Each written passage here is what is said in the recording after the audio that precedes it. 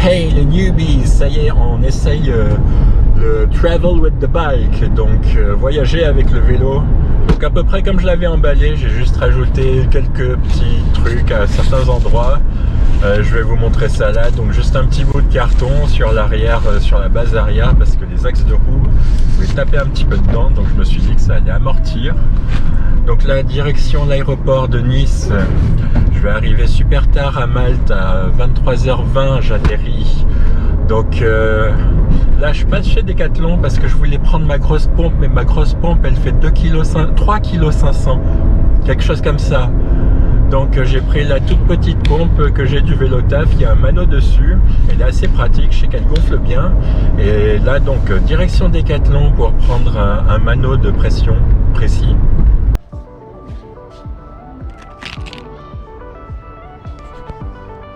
Une fois à l'aéroport, direction l'enregistrement des bagages.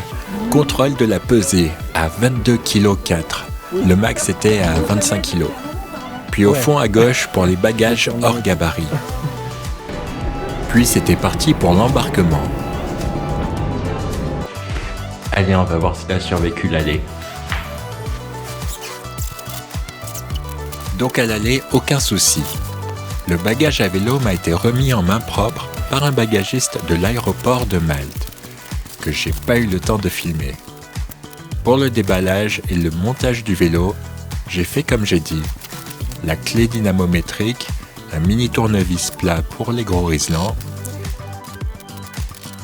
et une grande clé BTR de 8 mm pour les pédales.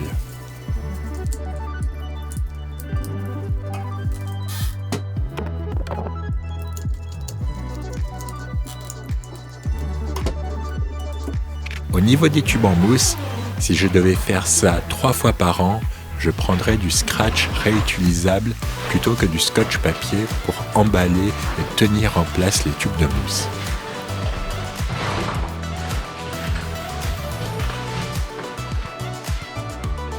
Allez, le VTT est prêt à rider. Je vous épargne le remballage du vélo pour le retour. Juste un détail, j'ai dégonflé ma fourche, mon amortisseur et ma tige de selle télescopique RockShox ancienne génération, mais a priori c'est pas grave si on le fait pas. Voilà, comme ça c'est dit. Bon, il est temps de rentrer à la maison après une semaine passée à Malte. Récup du bagage à vélo sur un tapis hors gabarit à l'aéroport de Nice. Ça vient toujours bien après les bagages classiques.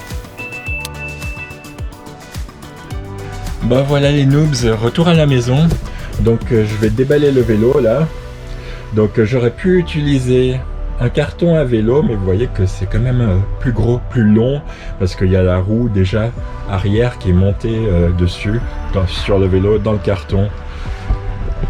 Et dans le sac à vélo, bah, il y a les deux roues qui sont enlevées. Donc là c'est parti pour le déballage, la grande surprise, voir si tout s'est bien passé à l'aller comme pour le retour. Ok, alors j'ai quasiment remonté le vélo. Le vélo va bien en soi. Je viens juste de me rendre compte que le stand, le rack à vélo a pris un petit coup. Donc ça s'est tordu à ce niveau-là pendant le transport. Alors peut-être ça a tapé de devant ou de derrière.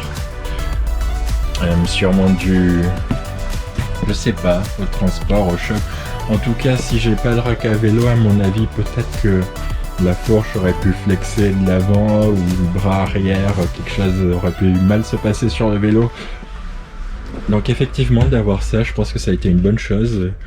Lui a mangé un peu mais c'est pas excessif, c'est encore très solide et ça va rester comme ça du coup.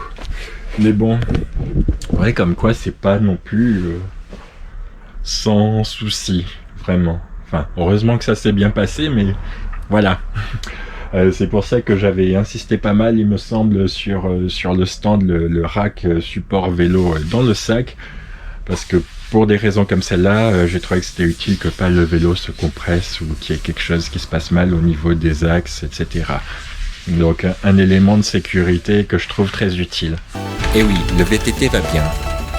Voilà mon test réel de voyager avec son VTT de cross-country en taille XL dans un sac à vélo adapté autant que possible au transport aérien. Ce qui m'a donné quelques idées de comment améliorer un peu le sac. J'espère que ça a pu éclaircir quelques points sur le transport en avion et je vous dis tout pour maintenant.